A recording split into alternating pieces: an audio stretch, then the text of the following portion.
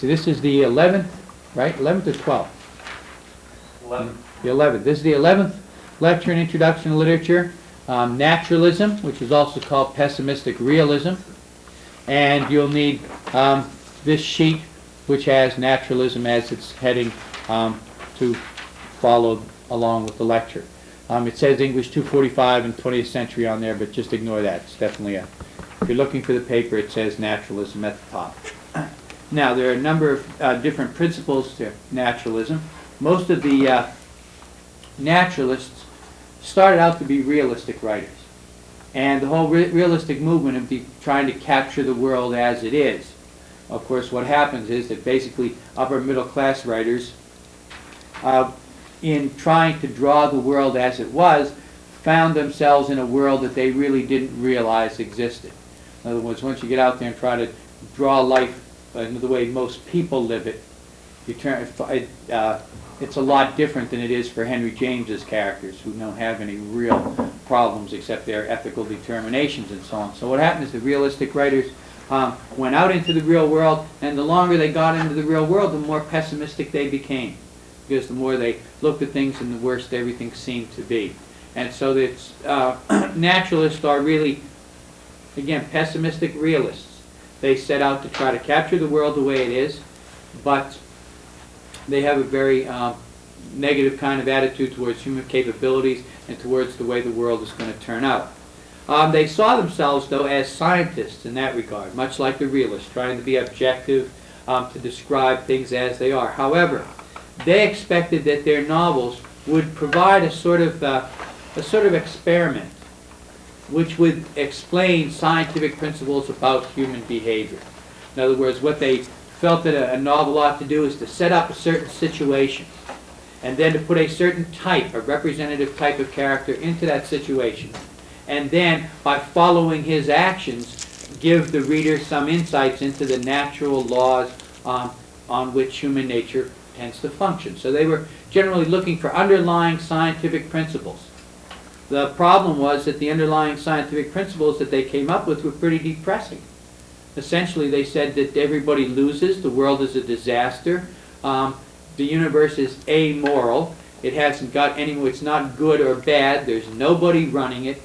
It's sort of a self-perpetuating accident which has some built-in laws that keep it operating, but none of the laws are really moral laws, and none of those laws have any kind of intelligent force behind it determining good and evil. There's nobody acting individually in your life, and most people's lives are what Thoreau called them, lives of quiet desperation. That almost everybody gets destroyed by life. Life ends up in death, so they're not very optimistic. They hoped, however, to be able to establish some scientific principles about the way people act. And of course, scientific determinism that's mentioned in number 1 there is that idea that everything is determined by the interaction of certain forces. That forces interact in ways that you can establish rules for. And you can figure out how everything works. In other words, there's a mechanical explanation for every event in the world. And once you can figure out that mechanical explanation, of course, you can begin to manipulate and all. So that left over the same ideas that the rationalists had. You know, that you can apply scientific reason to the world, and you can apply reason to human behavior, and you can use art as a way to express the kind of conclusions that you've come to about human nature. They're not very much for the idea of the romantic kinds of idea of free will, and that we get to live our lives and make something out of our lives. Whenever it looks as if somebody has had some act, some part in creating their life, it usually turns out in a naturalist novel that in fact they didn't really have anything to do with their action. It was a spontaneous one that they didn't have any real control of. For example, in the Blue Hotel, when the Easterner gets together with the cowboy at the end to explain what really happened, and he talks about the gambler's participation in the event, which when you first see it, you think that was the gambler that did that. That was all his individual free will acting. But when the Easterner comes back in and explains it, the gambler doesn't really seem to have any free will. Fun or not, said the Easterner, Johnny was cheating. I saw him, I know it. I saw him. And I refused to stand up and be a man. I let the Swede fight it out alone. And you were simply puffing all around the place and wanting to fight. And then old Scully himself. We were all in it. The poor gambler isn't even a noun. He's a kind of an adverb. Every sin is the result of a collaboration. We, 5 of us, have collaborated in the murder of this Swede. Usually there are from a dozen to 40 women really involved in every murder. But in this case it seems to be only 5 men. You, I, Johnny, old Scully, and that fool of an unfortunate gambler came merely as a culmination, the apex of a human movement, and gets all the punishment. You know, it's that idea that there are these large natural forces that shape that whole event, and that it's just dumb luck that the gambler happens to be there. In a sense, it's fate, but he's the culmination of a human movement, of forces which were already had a momentum of their own that just swept him along with it. So even though we seem to think that he acts on his own, because of the naturalist perspective that Crane takes, you can see that he isn't really responsible for himself.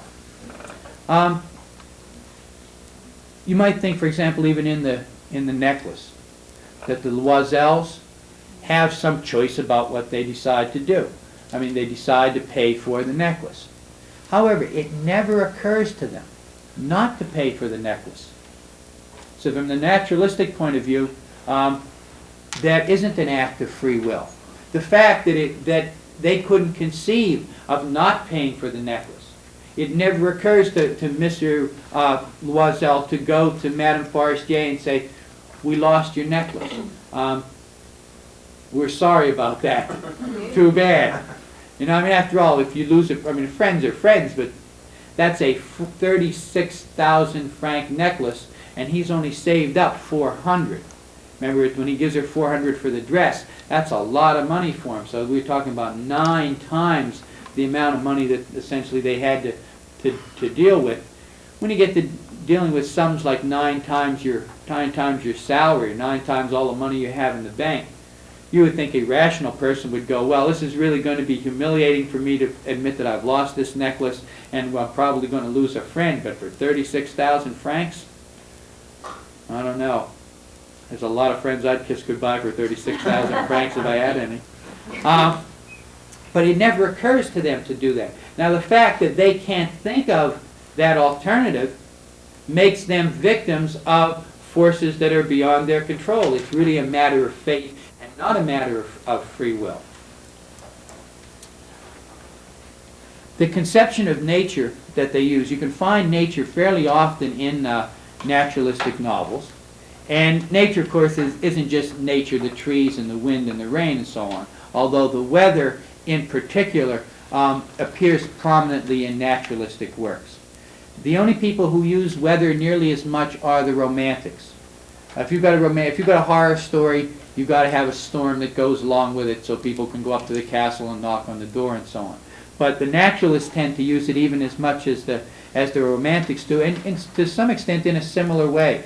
Although the romantics use it to set an emotional mood, the naturalists tend to use the weather to indicate great forces at work, which can't be controlled, and that the characters are basically in the grip of. For example, you can see weather being used that way in the Blue Hotel on page 277. In fact, the weather, as we move through the story, the weather parallels the action. This is when they go out to fight. Johnny and the Swede and everybody goes outside. No snow was falling, but great whirls and clouds of flakes swept up from the ground by the frantic winds were streaming southward with the speed of bullets. The covered land was blue with the sheen of unearthly satin, and there was no other hue save where, at the low black railway station, which seemed incredibly distant, one light gleamed like a tiny jewel. Then as the fight progresses, the weather gets worse. The entire prelude had in it a tragedy greater than the tragedy of action, and this aspect was accentuated by the long, mellow cry of the blizzard as it sped the tumbling and wailing flakes into the black abyss of the south. Further over, after the fight has been decided, and Johnny's been beaten.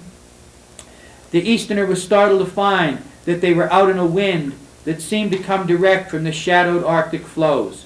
He heard again the wail of the snow as it was flung to its grave in the south. He knew now that all the time the cold had been sinking into him deeper and deeper, and he wondered that he had not perished. He felt indifferent to the condition of the vanquished man. So notice again how the weather is being used here, somewhat in a way, actually, even the way an impressionist would use weather to establish the mood of the characters. The cold seeps into the Easterner. It determines his reaction to Johnny. Johnny's been beaten up. Of course, he knows Johnny cheated. He knows Johnny really got what he deserved. However, part of his inability to have any feeling for Johnny is the fact that he's so cold. The weather, in other words, determines a lot of their action.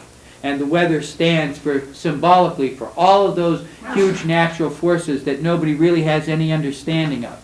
You can see a similar thing in the necklace. The cold works the same way after they've lost the necklace and they go looking for it on 745. They went down toward the Seine in despair, shivering with cold.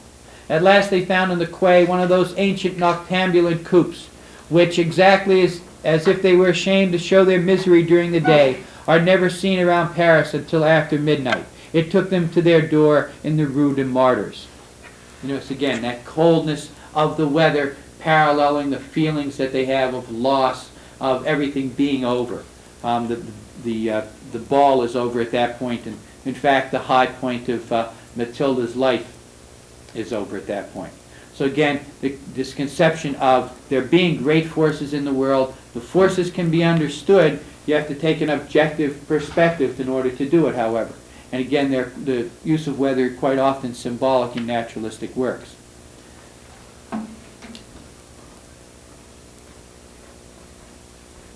Now, in Impressionism, the event is significant in terms of what it makes the main character feel, or the narrator feel. And in realism, the event is significant just for itself. In other words, we describe it because that's what's there. But in naturalism, the event is important for what it reveals about a larger reality. In other words, what happens to the individual in the story is not so much important on his level as it is on what that tells us about the way human beings function in the world. The fact that he gets destroyed, say, by the society, the way things are set up, is more important than the fact of his destruction itself. The fact that he dies, now to a romantic, for example, writing that same kind of story, the fact that the guy dies becomes the all-important part.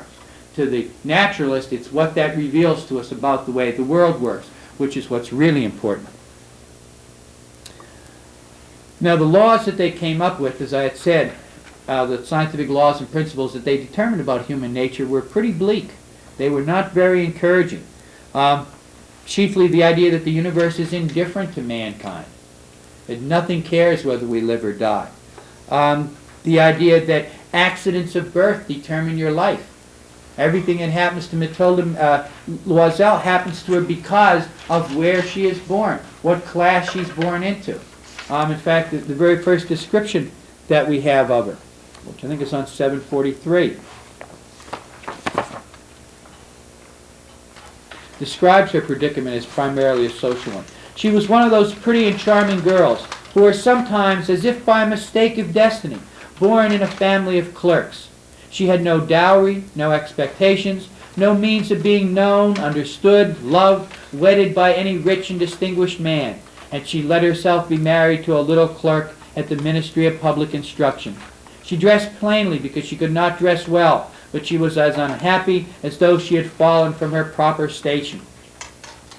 She suffered ceaselessly, feeling herself born for all the delicacies and all the luxuries. All those things of which another woman of her rank would never have been conscious tortured her and made her angry. She's born with all of the natural things which ought to make her successful. Now, of course, this is 19th century France, and social strata determines everything that happens to you. But she's born all of her natural abilities. She's beautiful, she's apparently intelligent, she has a taste for the fine things in life, But what destroys her is an accident of birth. That she happened to have been born, as de Maupassant says, seemingly by accident in a family of clerks. She should have been born in some rich aristocratic family where she would have made somebody the perfect French wife at the time. It's not her fault. It's just an accident of where she was born that determines everything. In The King of the Bingo Game, it's an accident of birth that puts the central character, the king of the bingo game, into his situation.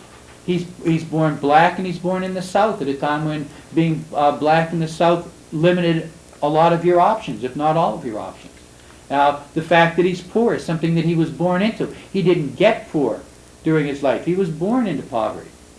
So, in other words, again, an accident of birth determines everything that's going to happen to him thereafter in his life. He's never going to get out of that trap that he's in.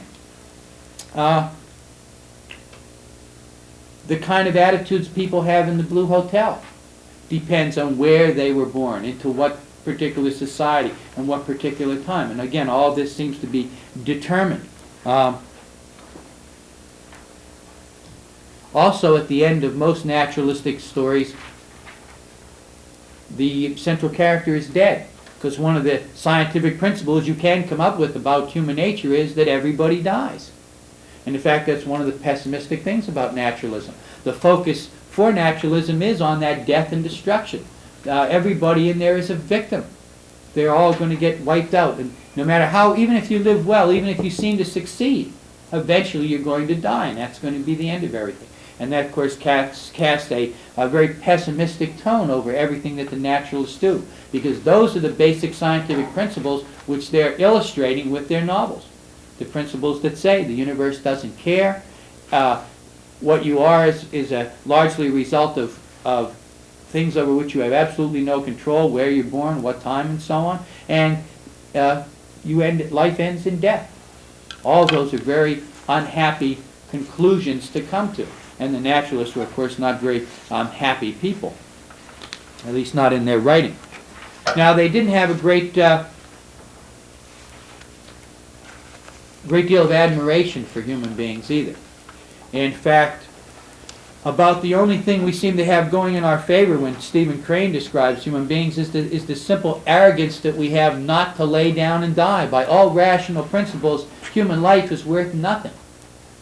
Faced with the fact that the universe doesn't care about us, that the game of our life is already fixed the moment we're born into it, and that we're going to die anyway, it would look like the only rational thing to do is to cut your throat. It's a very depressive kind of way of looking at the world. One of the best examples of a naturalistic attitude is found in Stephen Crane on page 281. We picture the world as thick with conquering and elate humanity. But here, with the bugles of the tempest pealing, it was hard to imagine a peopled earth. One viewed the existence of man then as a marvel, and conceded a glamour of wonder to these lice, which were caused to cling to a whirling, fire-smitten, ice-locked, disease-stricken, space-lost bulb. I mean, that's the natural way of looking at the world, that the world is really a whirling, fire-smitten, ice-locked, disease-stricken, space-lost bulb. That's the Earth. That's what we live on. That's the whole setting for human life. One was a coxcomb, not to die in it. So the conceit was explained by this storm to be the very engine of life. In other words, what motivates us to the naturalist is not our inherent heroism, our refusal to be destroyed. It's arrogance and vanity to stay alive. One was a coxcomb, not to die in it. However, the Swede found a saloon. In front of it, an indomitable red light was burning, and the snowflakes were blood-colored as they flew through the circumscribed territory of the lamps shining. The Swede pushed open the door of the saloon and entered. Again, where do we see people? They're on this planet which nothing ought to stay alive on, and which we stay alive on only out of our arrogance. Not anything. Now, a romantic would look at that, and even if he called it a ice-smitten, disease-locked, space-lost bulb, a romantic would then say how wonderful and heroic people are to continue in the face of these enormous obstacles. The naturalist looks at it and says, people are silly. people are just vain to continue in this regard, because nothing that happens to them matters in the least. None of it will matter 100 years from now or 1,000 years from now, so it's useless. That was on 281. You can see some examples of it also in regard to Matilda over on 743. Actually, that's not really the right pronunciation of her name. It's Mathilde, I think, but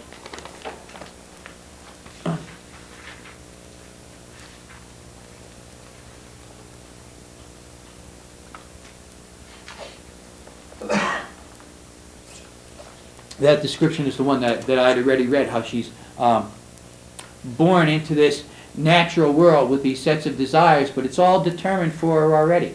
She doesn't even understand what it is that motivates her. In fact, nobody in that story really understands how caught up they are in their society and the assumptions, the values that their society makes about what people ought to be, what they ought to feel, what they ought to think. The idea of honor. They're paying back for that necklace because that's part of their honor. They don't want to be humiliated or embarrassed. But that's an assumption that their society has, one that they're not aware that they even have. In other words, they make these actions without even realizing there are other alternatives. And those that has been imposed on them by their society. And again, of course, they're unaware of it. In the bingo game, you can see human beings as animals in there, too. In fact, the narrator in the bingo game doesn't even have a name. He's called he all the way through.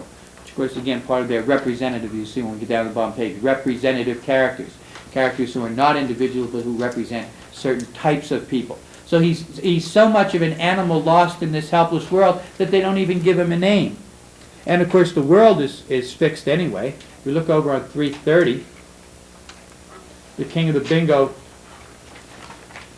game has a perception of his world, of the whole world as being a game.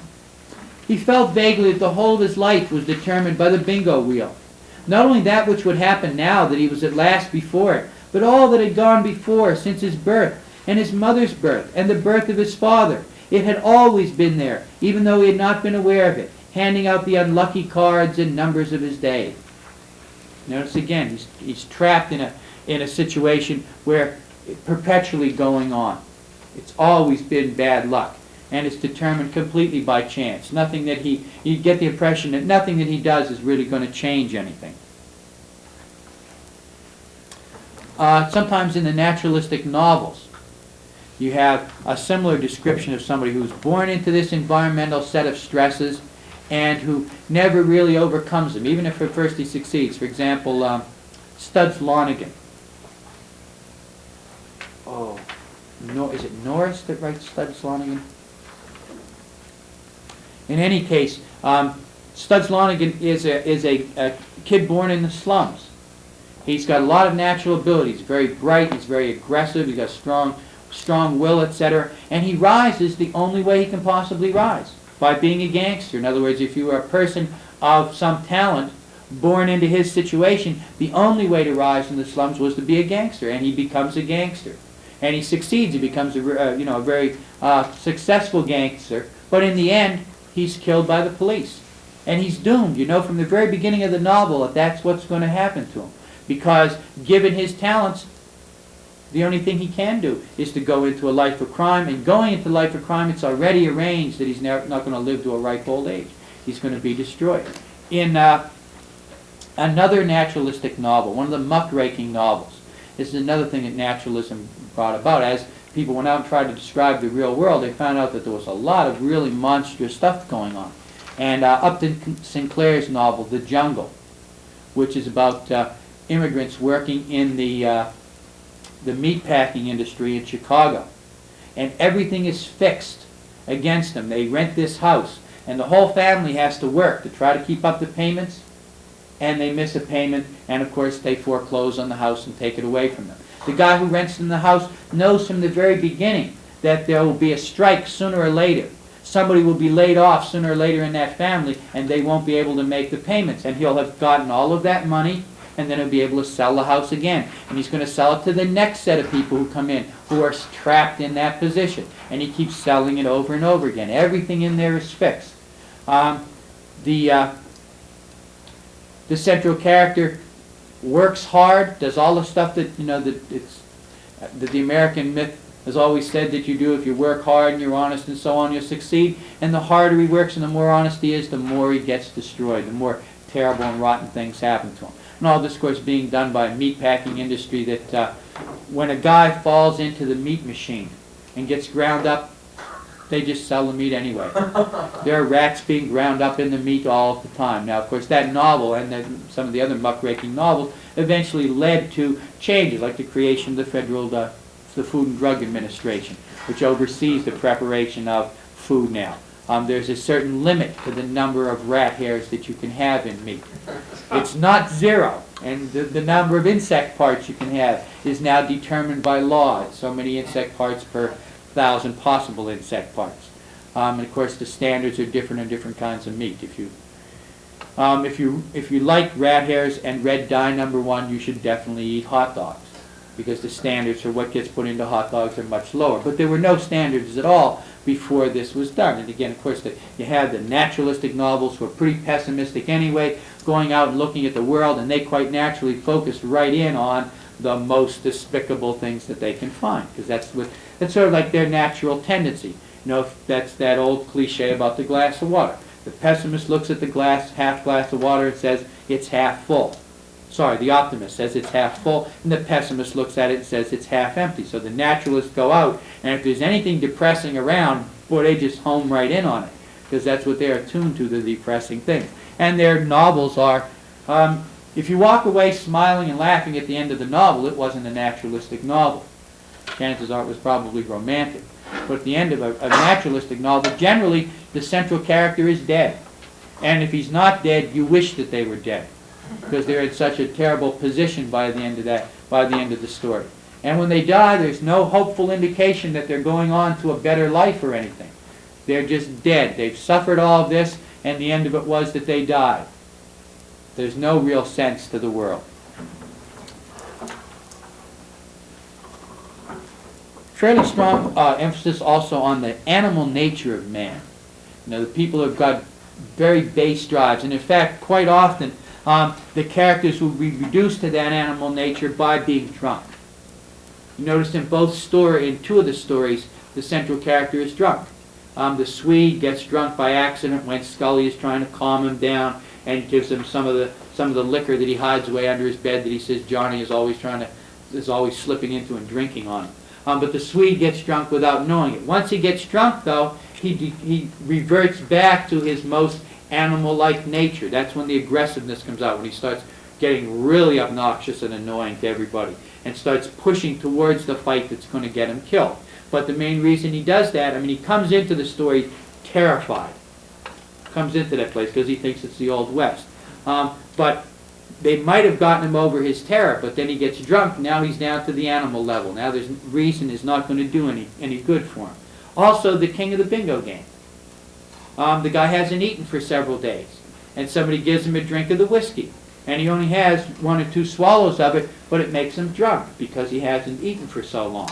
And once it makes him drunk, then his thinking gets even fuzzier and fuzzier, and he becomes his reactions are more or less on an animal level. In fact, the reactions of most of the people in that crowd in the theater itself are pretty much on the level of animals. They're watching this movie, and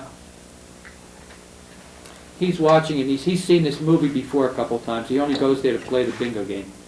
The man would pass abruptly through the wall and find the girl tied to a bed, her legs and arms spread wide and her clothing torn to rags. He laughed softly to himself. He had seen the picture 3 times, and this was one of the best scenes. On the right, the fellow whispered, wide-eyed, to his companion, "Man, look yonder. Damn, wouldn't I like to have her tied up like that?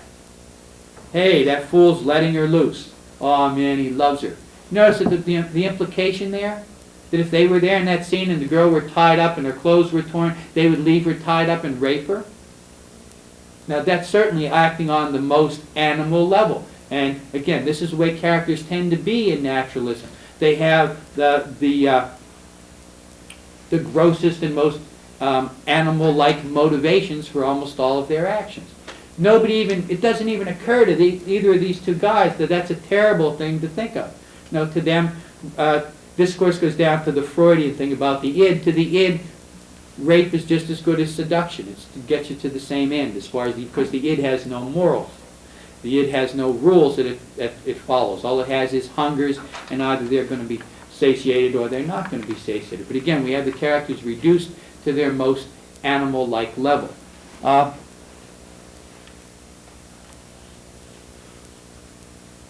Another example of that would be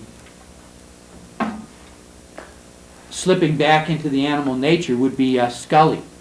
When they come back in, and he and the cowboy are talking about the fight. It's on 281.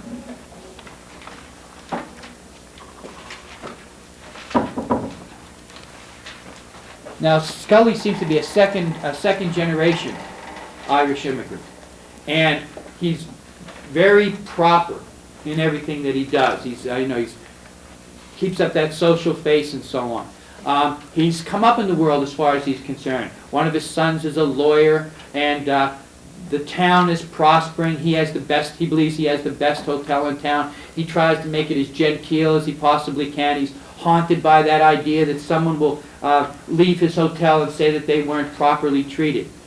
But when he comes back in from the fight, he's so overwhelmed by Johnny being beaten up that he lapses back into his Irish brogue, and all he can talk about is how he wants to beat up the Swede. And the cowboys, and they're doing the same thing. And you notice that by the end of their exchange, they've gone from their normal speech patterns.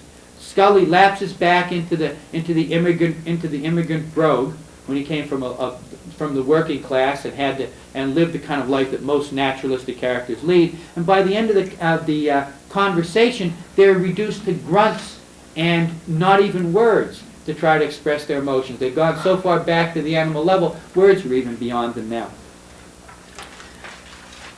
"How did I stand it?" cried the cowboy in a quivering voice. "How did I stand it? Oh!"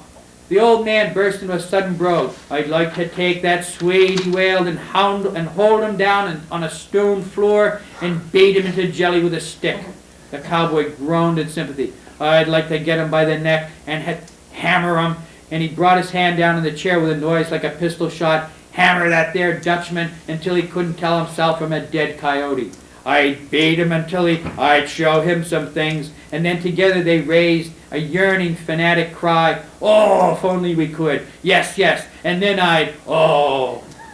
You notice that by the time they get to the end of that thing, they're reduced to the levels of animals anyway. Of course, we've seen the cowboy reduced to that level immediately. Once the fight starts, the cowboy is jumping up and down, yelling, "Kill him! Kill him!" Of course, this is the only place in the entire story where the cowboy understands what's going on. Everything else is a mystery to him. This is the one thing that his limited consciousness understands this now. And of course, you notice that his approach to the world is limited. The cowboy never has any intellectual thoughts. Never any. He's certainly not a Henry James character. Ethical decisions have got nothing to do with him. Finally, we get down to some blood and some fighting. That's something that he can understand. And of course, once they go outside and start to fight, people who were people inside then really become animals. They clash together like animals during the fight. They have to be pulled apart when the Swede knocks them down. Well, of course, just the fact that they're fighting alone shows them on the level of animals. They're not settling things with words. They go beyond it immediately to violent action. Let's see if there's some others.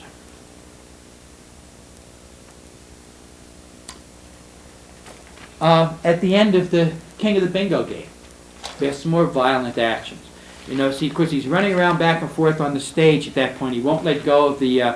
He won't let go of the thing that moves the movie projector that turns the bingo game wheel. And they want him off the stage. He's already got some problems at this point anyway because he's got high blood pressure. And apparently he may be having a stroke to begin with. His nose starts to bleed, his head is pounding and so on. He felt as though the rush of blood to his head would burst out in baseball seams of small red droplets, like a head beaten by police clubs. Bending over, he saw a trickle of blood splashing the toe of his shoe. With his free hand, he searched his head. It was his nose. God, suppose something had gone wrong. And then, of course, he's running back and forth, and he begins to throw up, and he's pretty sick at this point. In fact, he's reduced to the level of his sickness is about all that we can see of him. And then he gets beaten to death by the police who come to bring him off stage. Two men in uniforms beckon from the edge of the stage. Then a little bit further down, he runs around, they chase him. The men fell back, surprised. He struck out violently going past. Grab him. And of course, finally they do manage to grab him, they push him down. And now he was seeing a foot coming down, crushing his wrist cruelly down, as he saw the wheel whirling serenely above. And the wheel stops in 00, and he says, "You see, sure, boy, it's okay," one of the men said, smiling. And seeing the man bow his head to someone he could not see, he felt very happy. He would receive what all the winners receive. But as he warmed in the justice of the man's tight smile, he did not see the man's slow wink, nor see the bow-legged man behind him step clear of the swiftly descending curtain and set himself for a blow. He only felt the dull pain exploding in his skull, and he knew it even as it slipped out of him that his luck had run out on stage. He knows he's beaten to death by the police of all people. In a naturalistic novel, there are no human beings. They are just animals acting on their impulses. And you can feel that they beating him to death is not going to cause any problems to anybody. After all, he's a black man. He was drunk. He was causing a disturbance. So they feel perfectly justified in beating him up. In fact, probably killing him. There seems to be that implication there. But again, simple violent actions. The police are upset by having had to chase him all around the stage. They've gotten angry. So what happens to him is almost inevitable, because people act on that level of being animals and trying to resort right away to violence. The gambler does the same thing. And the Swede is harassing him to take the drink, but the Swede doesn't hit him. The Swede doesn't even push him. The Swede just puts his hand on his shoulder and starts to turn him around. And immediately the gambler takes out his knife and kills him. Again, simple, violent actions, which is what you expect from naturalistic characters.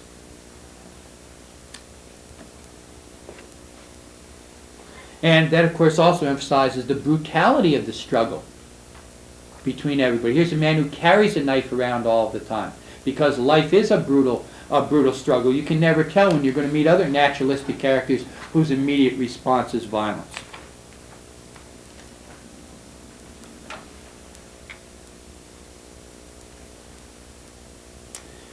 Number 7, human beings are the victims of social and economic and environmental factors. Of course, appears in all the stories. The Swede is a victim of a lot of social forces. His main motivation for being so terrified, the Easterner brings out to us on page 274.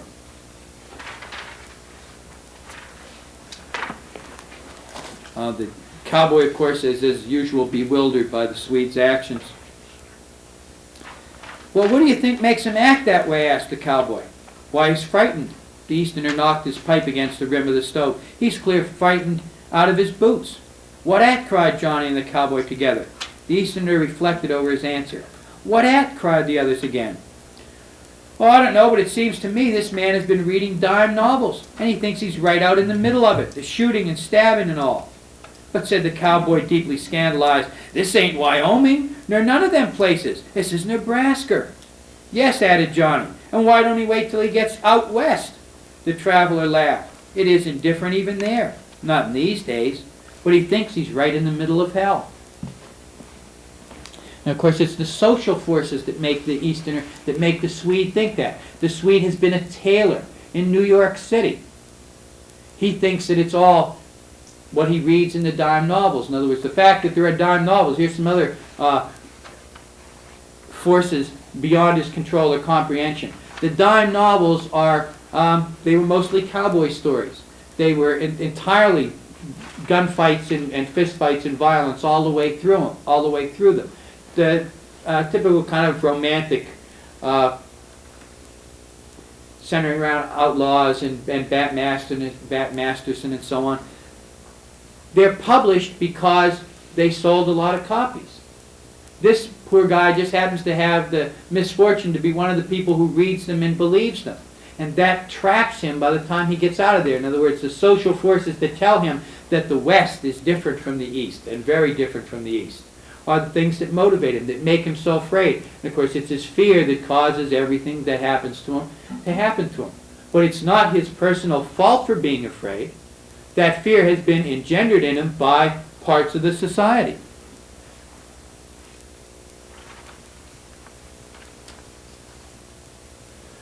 Social forces affect the characters in the necklace the same way. Notice they're lower middle class. They're a little bit above working class. They have a servant, and he works as a clerk. And they're trying to maintain that position. They can't. Being humiliated is something that they can't even think of having happen to them. Those again are the result of social forces. Those are attitudes which their culture has put into them, which they're not even aware of. The economic factors, of course, appear in a lot of different places. The king of the bingo game, suffering both economically and environmentally. He's in the north, a place that he's not used to being. There's no friends or neighbors around to help him. He's isolated. Naturalism tends to see us as all isolated anyway, because to them, life is the war of each against all. Everybody is potentially your enemy. He can't get a job because he hasn't got a birth certificate.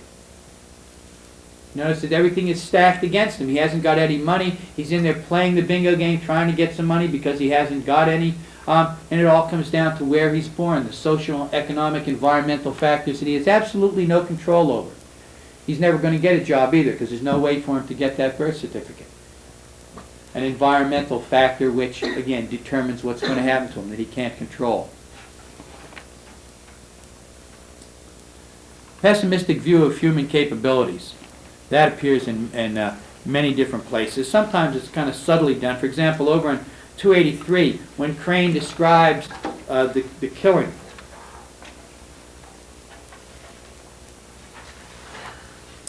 There was a great tumult, and then was seen a long blade in the hand of the gambler. It shot forward, and the human body, this citadel of virtue, wisdom, power, was pierced as easily as a melon. Notice again, reducing, gives us that image of the human body which we normally think of as being such a wonderful and such a perfect miracle, and here it is, you can stick a knife in it just as easy as you can a melon. It's not really worth very much. Human capabilities are not very great. The central character in the King of the Bingo game has a similar attitude towards human nature. Over on 331 rather, at the bottom. Then someone was laughing inside him, and he realized that somehow he had forgotten his own name. It was a sad, lost feeling to lose your name, and a crazy thing to do. That name had been given to him by the white man who had owned his grandfather a long, lost time ago down south. Maybe those wise guys knew his name. "Who am I?" he screamed. "Hurry up and bingo, you jerk." They didn't know either, he thought sadly. They didn't even know their own names. They were all poor, nameless bastards. Notice again, human capabilities don't amount to much.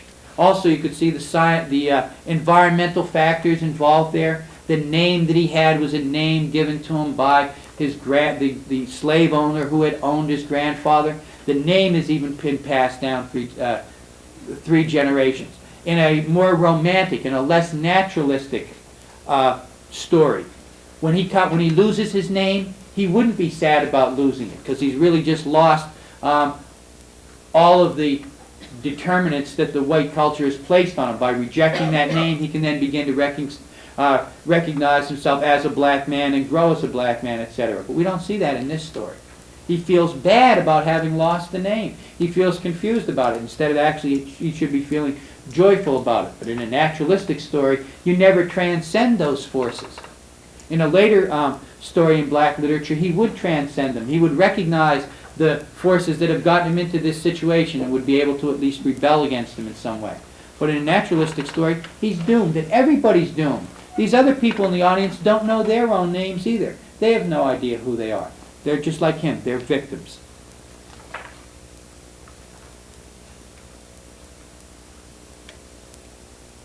Another good one, the view of human capabilities, when you put even willpower and virtue up against real events, human beings don't win. In The Necklace, after they've given the necklace back, of course, and they're now trying to pay for it. And the characters they're strong characters. They make a moral decision. They undertake something that's going to take them 10 years of incredibly hard work. But they don't thrive because of that. They don't succeed. They get worn down by it. The human capacities are not as great as the forces that are arranged against them. And eventually being poor destroys them. For example, what it does to Mathilde on 746. The dreadful debt must be paid. She would pay it. They dismissed their servant. They changed their lodging. They rented a garret under a roof. She came to know what heavy housework meant, and the odious cares of the kitchen. She washed the dishes, using her rosy nails in the greasy pots and pans. She washed the dirty linen, the shirts, and the dishcloths, which she dried upon a line. She carried the slops down to the street every morning and carried up the water, stopping for breath at every landing.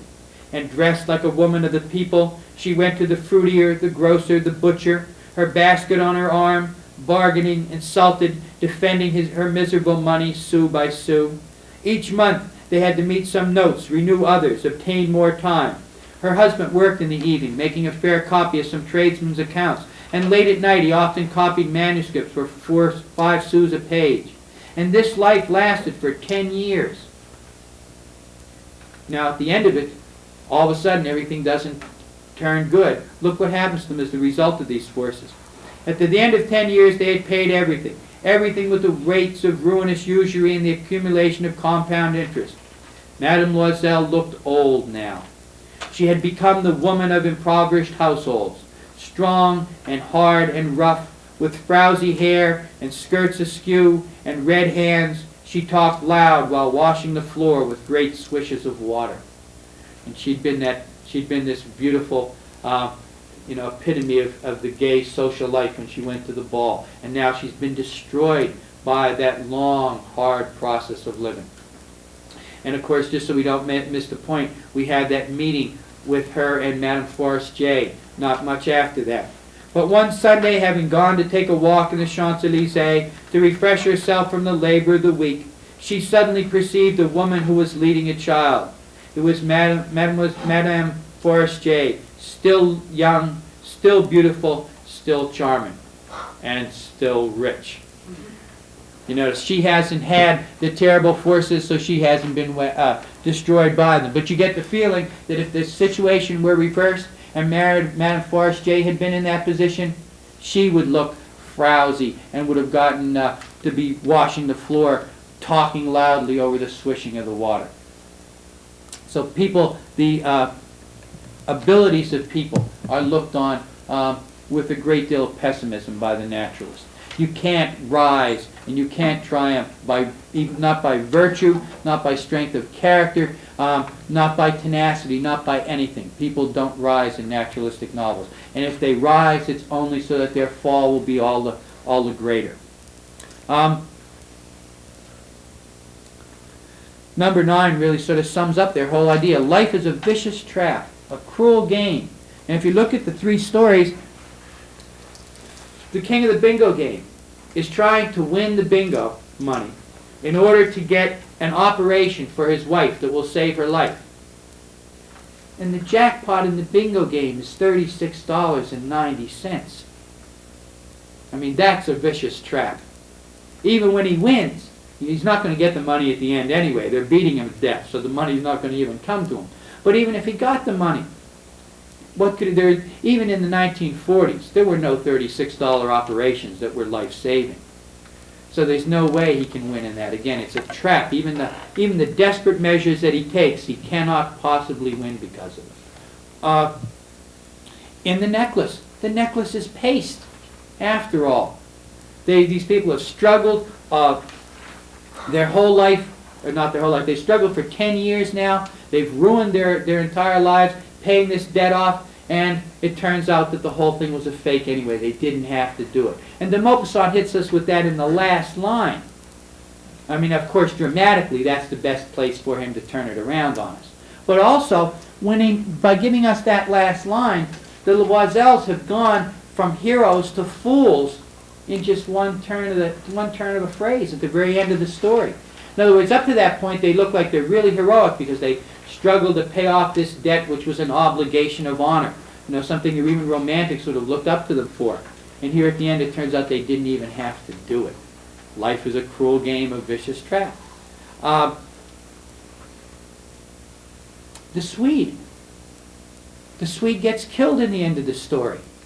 And we think, you know, he goes through the fight, he beats Johnny in the fight, and he gets thrown out of the hotel, and you think, well, okay, he came up to a difficult place in his life, and at least from the Swede's point of view, he has struggled and overcome. His masculinity was on the line, because there's a big macho thing going on in that whole Blue Hotel. The people are motivated by their sense of male honor. And once the guy calls Johnny for cheating, Johnny insists that he takes it back or they fight. And then the Swede says, then we must fight. You think I can't fight because I'm from the East, but I'll show you. And of course he triumphs. He beats up Johnny. But that isn't where the story ends. He goes off and gets himself killed anyway by somebody whom he never even saw before. Again, the whole thing comes down to being a trap. Even where you succeed, you don't succeed. It always comes down to failure in the end. And the motivations for the characters, as of course you can see in number 10, are basically natural urges. The more basic the drive, the happier the naturalists were. In fact, they tended to try to reduce their characters to single motivation. The king of the bingo game really has two motivations. He's driven by fear. He's terrified that his wife is going to die. And he's desperate for money. He's also hungry. And so he's driven by hunger to go in there and try to win some of that money back. The cowboy, the only emotion that he really has is anger. Everything else is bewilderment. Rage is the only thing that the cowboy understands. The Easterner is driven by fear. He doesn't say that Johnny cheated. He's too afraid to, as he says, to stand up and say, Johnny was cheating. Johnny deserved what he got. His main motivation isn't honor. If this were not a naturalistic story, but say one of Henry James's stories, the Easterner would have stood up and said something. And if he didn't, he'd spend all the rest of his time thinking about what he ought to do to make amends for it. Again, that ethical decision. That doesn't occur for the Easterner. The Easterner is aware of his failure, but he doesn't seem to be spending all of his time worrying about it. Again, his motivation is primarily fear, at least for most of the story. Scully's driven by rage once that thing starts to get going and Johnny's been beaten up. He's no longer thinking anymore. He's reduced to a single natural drive. For Mathilde, the basic drive is sex. Her triumphs are all seen as triumphs which would get her a better man than the one she has.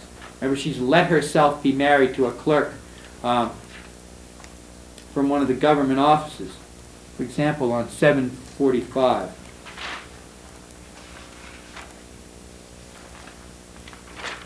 You would have to say that the necklace has in a romantic point of view, you could say, well, now they have $36,000. They can sit on that for the rest of their life. They can sell they'll probably get the thing back from Madame Forestier and resell it, and they've got some money. But it's still a trap. It's still not in a romantic story. Mademoiselle hasn't lost her looks, and the money gets them back again. But in this story, they've got 36,000 francs, but they're 10 years older. Her looks are gone. She's never going to get that back. And for her, that's the greatest tragedy could happen to her. She's lost the beauty, which was the one characteristic that set her apart and made her look as if she were better than other people. When she gets to the ball, the other characters were drunk. She's intoxicated with the dancing on 745. She danced with intoxication, with passion, made drunk by pleasure, forgetting all in the triumph of her beauty and the glory of her success, in a sort of cloud of happiness composed of all of this homage, all of this admiration, and all of these awakened desires, and of that sense of complete victory which is so sweet to a woman's heart.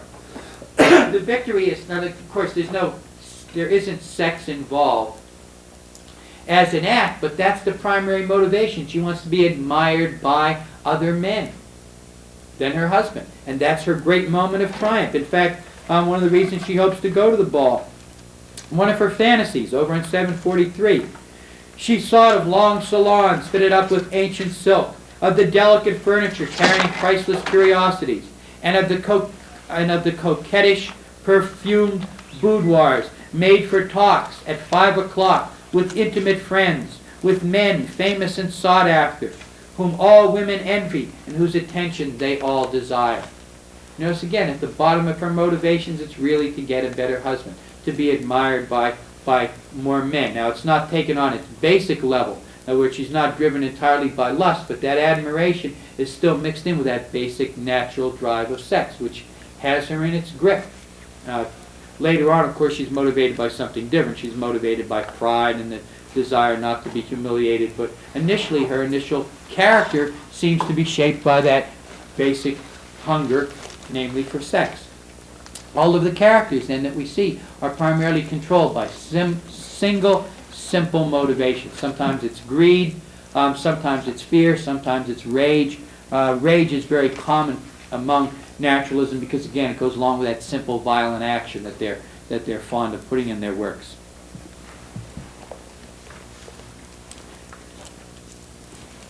Human actions are always part of a larger cause and effect relationship. We never have people operating in a vacuum. They're always being controlled in some way by forces they don't understand. For example, all the forces that are ranged against the king when the story starts out. He's in the north. He's black in a basically white society. He's poor. He can't get a job because he hasn't got a birth certificate. All of these things which are ranged against him are really social problems that he's stuck in the middle of. They're his problems, but they're also part of a much larger series of problems. The way the weather functions in the Blue Hotel. It's the weather that traps him inside that hotel, that puts them together in a confined space, which eventually leads to the conflicts that they have. It's the weather that sort of changes their personalities, because as the blizzard whips up, the feelings inside the hotel begin to get greater. Even such things like the publishing industry that made the dime novels that caused the Swede to have the attitude that he has. And in, of course, the necklace, we have the social climate of the times, the belief in social climbing, of trying to live up to the Joneses and so on, to put on a front of affluence, no matter how affluent you are. That's all part of a set of social values, which it's true the individual character is motivated by, but yet there's nothing they can actually change about them. These are big forces that they can't really control. Naturalists got, as you can see in number 12 there, their idea of mechanistic determinism they got from Newton. Newton sets up a universe, a clockwork universe. You can figure out where everything's going to be eventually. You can calculate the positions of the planets relative to one another for 1,000 years from now. Everything runs according to natural laws which are basically invariable. And therefore, everything is determined by some set of natural forces. The interaction of these forces is what creates the events. But this idea that you can explain things, that everything can be seen as the result of the interaction of forces which are governed by natural laws, is particularly naturalistic. And again, something which they got out of science, got out of Newton, this idea that everything can be understood and there are big laws. The unfortunate thing, of course, is that the understanding you come to is that the world is basically hopeless and we're all victims and we're all going to be destroyed. There are a lot of forces, of course, that contribute to naturalism beside Newton. We have economic determinism from Marx. Marx says that at the basis of everything is who's got the money. because who's got the money determines what kind of government you're going to have, how effective that government is going to be, and what the primary think of that word, policies the government is going to have. It's going to be determined by who has the money, because that's who controls everything. How much money you have is going to control everything that happens to you. Where you're born in the hierarchy determines how you're going to be able to respond, what kind of options you have in your life. For example, the fact that Mademoiselle loses the necklace is an important thing because of their economic circumstances. If the situation were reversed and Madame Forestier had lost somebody else's $36,000 necklace, wouldn't faze her in the least. She'd apologize and give them another one. 36,000 francs out of her fortune is nothing. In other words, what happens to them is determined economically. Almost everything that happens to the king of the bingo game is the result of his having been born poor. He's in there desperately trying to win $36.90. Why? Because he's poor. Everything that's going to happen to him is economically determined. Scully doesn't let go of those characters. Doesn't get rid of the Swede right away, because he needs those people. He needs those borders. He's economically dependent on them. In fact, the narrative describes him going out and capturing people to stay at his hotel. Says that he did a remarkable thing. He captured 3 men that day and brought them back. Well, he's doing that because he needs the money. All the characters, generally in a naturalistic work, will have strong economic forces acting against them. They won't be the only forces, but they'll still be major and important ones. And this again comes from Marx's idea that you can reduce all human effort to a matter of economics. To Marx, it all comes down to money. You can see that's a pretty pessimistic view. It says the ultimate nature of man is greed. It may be accurate, but it's nevertheless pessimistic, and you can see how the naturalist would pick that up right away. They're also influenced by Freud. Freud's idea of psychological determinism. Remember, there's 3 parts to the personality, according to Freud, and at least one of them, the id, is completely unconscious and cannot be directly contacted. According to Freud, there's the id, which has all of your hungers, all of your drives, and those drives are unrestrained. Lust is lust, pure and simple. There's no veneer of romanticism put over it. It's a simple biological drive. Then, of course, there's the superego, which has all of the rules for behavior, which says, no, you can't just go out and take that. There are rules that prevent you from doing that. And, of course, then there's the ego in the middle, who makes compromises between what the id demands and the rules that the superego refuses to have broken. And it makes the compromises. Of course, you can see that parallels what we had early in the beginning of the year. The id is very much like the emotional, non-verbal side of the brain, and then the superego is a lot like the rational, structured, sequentially logical other side of the brain, left side of the brain, and then the ego is like the corpus callosum, the bridge between the 2 hemispheres where the compromises are made as to which hemisphere is going to dominate the action at any particular time. But to Freud, all of us had inside of us this terrible monster, the id, who, if let go on its own without a superego, would spend all of its time in rape and pillage, murder and destruction. Whatever happened to feel good to it at the time, it would do without any kind of restraint. And you had to constantly watch the id.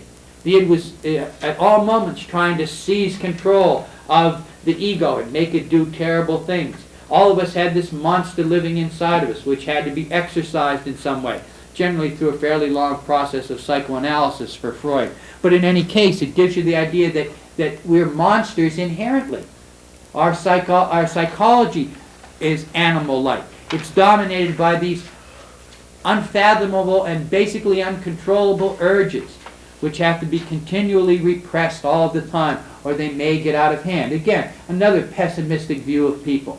Pessimistic view earlier economically from Marx that they were greedy. Freud comes along and says, deep down, all of us are animals. We're all monsters, and you have to keep a real tight control on that beast inside of you, or else it's going to get out of hand and destroy everything. That's a pretty pessimistic view of human nature. Much different than the Romantics, who say we're all born good.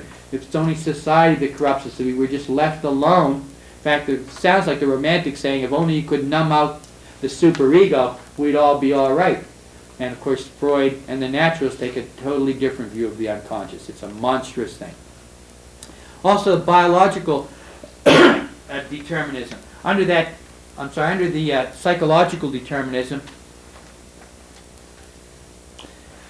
one of the things that gets let out by the liquor is the Swede's id.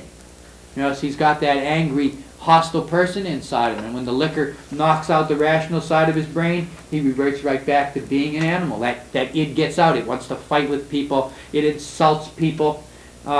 It's generally obnoxious. The same thing, of course, the id could be seen in those visions of the people watching the movie. And they wouldn't untie the girl from the chair. That's the id talking right there. Most of Matilda's problem is psychological. It says that she feels as if she has fallen from her proper place. What she has in the world, I mean, she's got a maid, she's got some amount of goods, but she feels as if she's living from the very beginning in terrible, terrible poverty. But again, it's a psychological, it's a mindset that determines everything she does. This feeling of having had the good life she deserves taken away from her determines whatever she does. The biological determinism, of course, that's Darwin's idea of natural selection, the survival of the fittest. In nature, generally the survival of the strongest, although Darwin really emphasized that it's the adaptability which is what really allows us to continue on as a species. Nevertheless, that idea that the one that's most fitted to survive, not the one that's morally the best, but the one which is physically the strongest, is the one who's going to survive. That gets taken over into politics and society, gets applied as the idea of social Darwinism.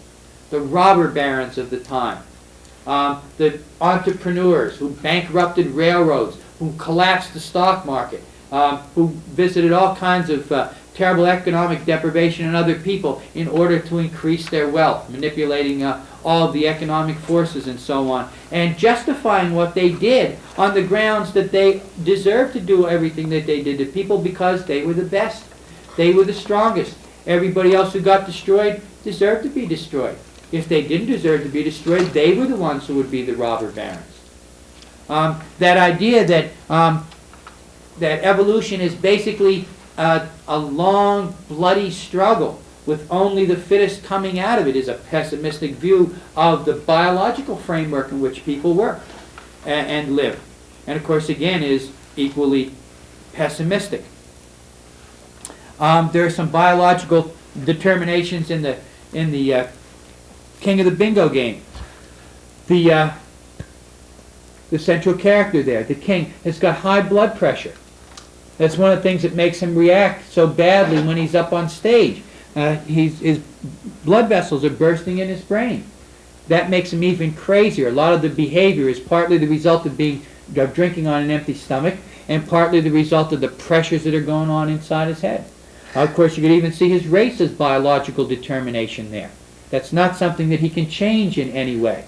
And the forces that revolve around racism are what keeps him in the position that he's in, what keeps him from being able to achieve or go beyond it.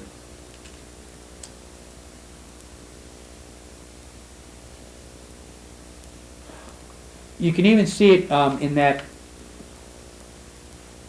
antagonism between the North and the South in the beginning of the bingo game. He talks about how if only he were home down south, he'd be able to ask this lady for some peanuts. He'd be able to ask that guy for a drink. In fact, he wouldn't even have to ask them. They would automatically offer it to him. But now he's up in the North, and things are entirely different. That antagonism between the two. And in the Blue Hotel, we get those same kind of regional differences established and heightened in the very beginning, where the hotel itself represents the attitudes of the people who live out there on the plain. And these are determined by the kind of weather they live in, the kind of climate that they live in, determines what kind of a life they have, what kind of perceptions they have. They don't like the Blue Hotel. The Palace Hotel at Fort Romper was painted a light blue, a shade that is on the legs of a kind of heron, causing the bird to declare its position against any background. The Palace Hotel then was always screaming and howling in a way that made the dazzling winter landscape of Nebraska seem only a gray, swampish hush. It is true that on clear days, when the great transcontinental express, long lines of swaying Pullmans, swept through Fort Romper, passengers were overcome at the sight, and the cult that knows the brown reds and the subdivisions of dark greens of the East expressed shame, pity, horror, and a laugh. You notice the people who live in the East, where there is the change of season, where there are lots of color, they just look at the Blue Hotel and they think that it either looks ridiculous or that it's shameful to have a building that's that color. Because in the East, none of the buildings are heron's leg blue. There's enough color in the landscape. But to the people of Nebraska, to the citizens of this prairie town, and to the people who would naturally stop there, Pat Scully had performed a feat. With this opulence and splendor, these creeds, classes, egotisms that streamed through Romper on the rails day after day, they had no color in common. Notice, in other words, their attitudes even towards the hotel and towards the color of the hotel are determined biologically by the basic mammalian responses to the settings that they live in. The Easterners who live in a colorful situation see this as a weirdness, an oddity. The people who live in Nebraska where there isn't an awful lot of color see it as a miraculous thing, as a wonderful piece of color in a basically dead landscape. They appreciate it and like it. It isolates them, and again, that would be a biological underpinning.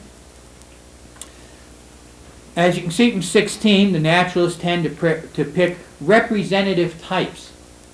And where local colors sort of try to pick representative types too, but it tried to generally concentrate on the eccentrics, on individuals. Even though it was the individual town drunk and the individual gambler or the individual whatever it is, whatever kind of eccentric. The naturalists try to reduce people to stereotypes so much that generally they're not even given names. You have to go all the way through the necklace, for example, to when she meets Madame Forrest J before you find out what her name is. The rest of the time, most of the rest of the time, she's she. The character in The King of the Bingo Game hasn't even got a name. He's such a representative type that we don't even give him a name. And the names, the characters in the Blue Hotel, the cowboy, the Easterner, the Swede. You notice, again, they represent a person from a particular place. They're not individuals. The gambler, another one.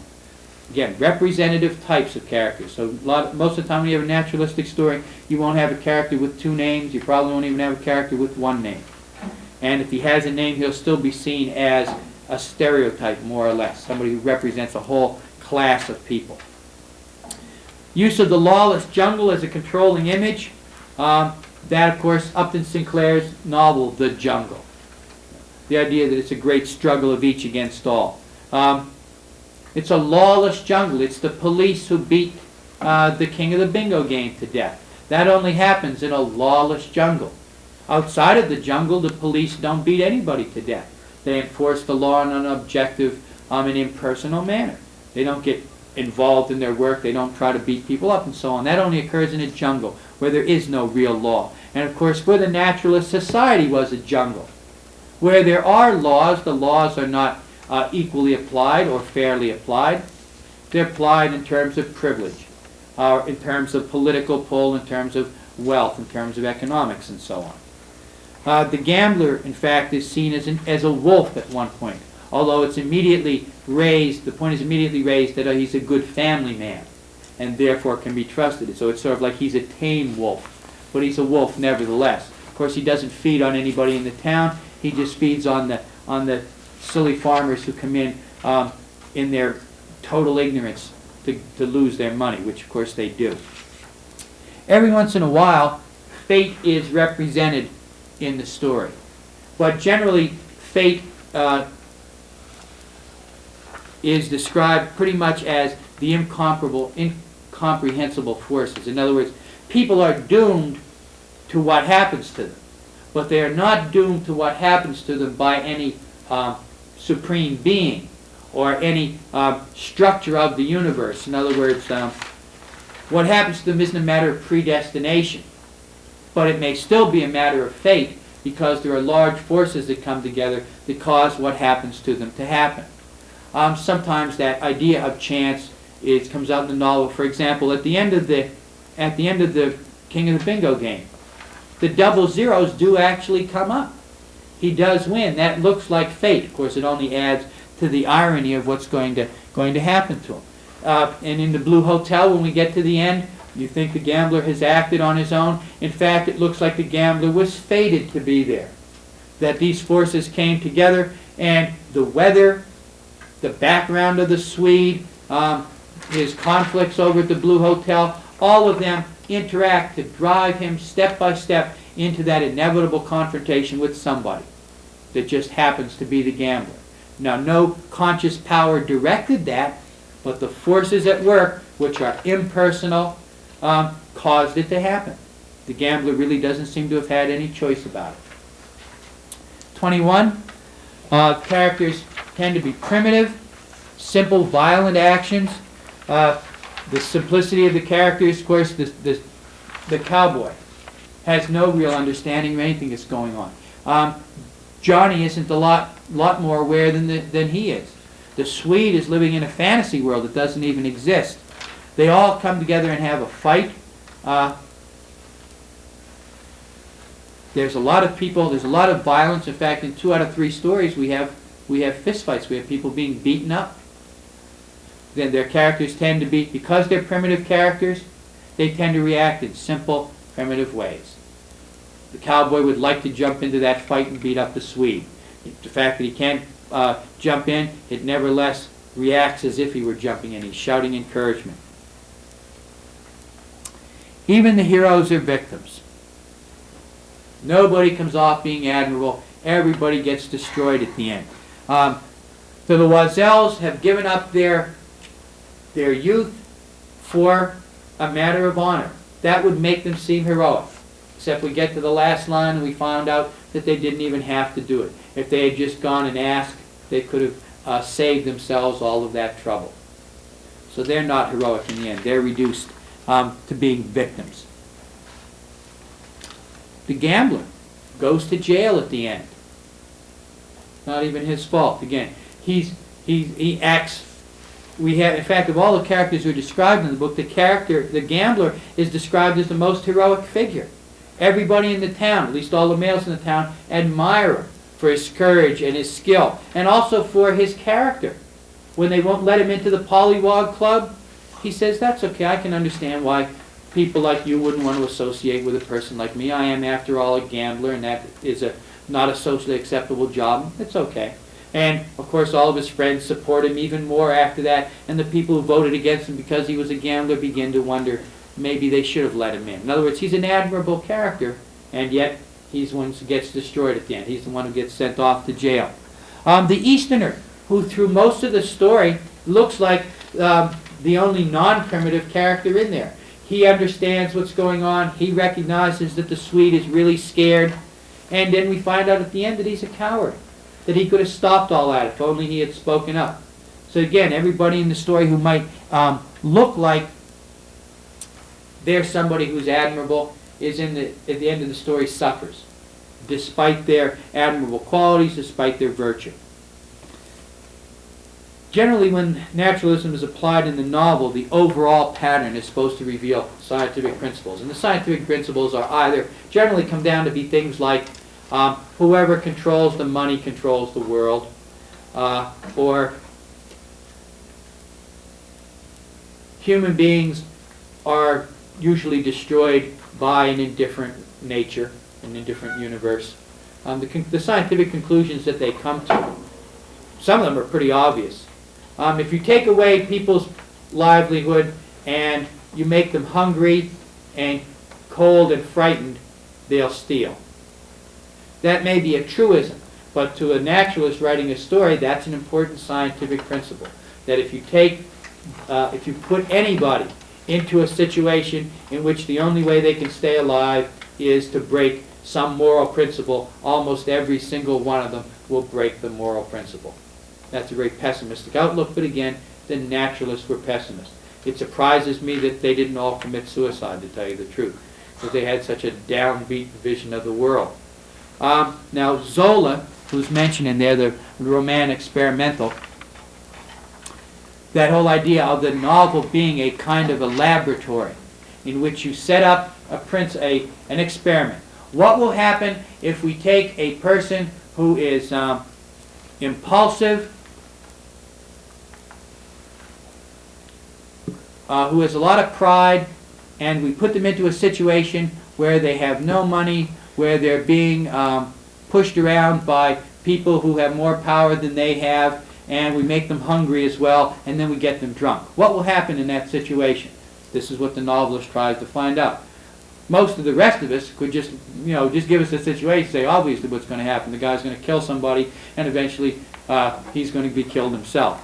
Once you know it's a naturalist novel, that's a pretty good bet anyway, that at the end nobody's going to be left alive, and if they are left alive, they'll just look pathetic anyhow. Sometimes Kurt Vonnegut is seen as a latter-day naturalist, because at the end of Cat's Cradle, all the water in the world turns to ice and the world is destroyed. The central character goes up and lays on the, if you touch any water, you free all the water in your body freezes solid. So he takes his book up and lays on the highest mountain and sticks his finger in the ice nine and puts it in his mouth and thumbs his nose at the sky. I mean, that's a kind of, now that's a little bit beyond, that's one reason why you might not be able to argue Vonnegut completely as a naturalist. It's true, everybody in there gets wiped out, the beautiful girl gets wiped out, the intelligent scientist gets wiped out, everybody in the world gets wiped out, but at the end he makes that heroic gesture. That would move it beyond naturalism. It's true, the world isn't going to change, it's still going to come to an end. There's almost certainly, from reading the novel, no God who's going to put things back together again, and nothing is going to change, but the guy went out heroically anyway. Since it was all going anyhow, he made that one last gesture. That makes him heroic. To the naturalist, he would be walking up the hill, hoping to meet somebody up there, and would stumble and accidentally put his hand in the water and maybe bang his head, and when he reaches up, the ice nine would touch his lips and he would freeze there like that. You know, he would be totally defeated and destroyed. However, it is pretty easy to see Vonnegut as having strong affinities for naturalism, because in his novels there are no heroes. Of course, and there also are no villains, which is something else in naturalism, which I might have passed over, is the bad guys are not to blame either. It's not like Romanticism where you can say somebody caused this, somebody did this thing, therefore they're a villain. And we know what should happen to them, they ought to get punished in the end. In naturalism, even the villains are victims. They do the rotten things they do because of the life that they've led, not because they're inherently bad, just because circumstances force them to do what it is they do. So in a naturalistic novel, you get no credit for struggling, you get no credit for acting virtuously, but you get no blame for acting amorally either, or even acting what's normally thought of as immorally. Because to the naturalist, it's not your fault. It's not anybody's fault. We're all helpless victims. We're in the grasp of forces utterly beyond our comprehension and control. The things that we do are not determined by our intellect. They're determined by other forces. And of course, Vonnegut probably picks it up because a lot of the things which science have found tends to support that view. Isn't that going on with the metaphysical in some way? Using the characters to represent ideas would parallel the metaphysical. The metaphysical, though, is not pessimistic. And the metaphysical also sees a world beyond. In other words, the metaphysical uses things to represent the world beyond, and the naturalist tries to use things to represent the forces at work in this world. And of course, again, their attitudes are basically pessimistic. Any other questions or comments on More naturalism? like romantic. That's the way they are. Start off okay, right, and then the forces turn you either good or evil. Generally in naturalism, even when they start out okay, they start out in a position where they're not going anywhere. In other words, generally the characters in Romanticism tend to be at the bottom of the ladder anyway. And then they sometimes rise up from that. But they don't, like Henry James's characters, start out rich. Mhm. Not very many rich people in naturalism. So we'll discuss this and do the review then in the seminar next 12:30 next Thursday. And make sure you have Vonnegut read and the stories which also are outlined on, I think it's the balloon, and I don't know, is there another story? Two or three of them. Which Yes. they're on the Yes. sheet anyway. Is next week our last class then? Yes, except for the 22nd, which is when we'll have the test. Oh, we won't have the test. Yeah, you're right. Next Then week is there's no going to be the last seminar class. on existentialism and anti-realism. That's next week. Well, we don't have the group then. We do have, next week we have both meetings. That's a The lot. 15th, we won't have either meeting because I'm not going to be here. And the 22nd is the day that you have free to go and take the test. So you're right, next week will be the last meeting that we have. Do When are we take gonna the go over test tests? anytime? Next week. I have a lot to do next week. Yes, I have to get all these papers back by next week. I'll arrange next week, I'll tell you what the setup will be for picking up the papers that come in to me late. You know, 'cause I won't be able to give them back because we really won't see each other after that. There's no If you There's no haven't given me a seminar paper, if you haven't given me a paper,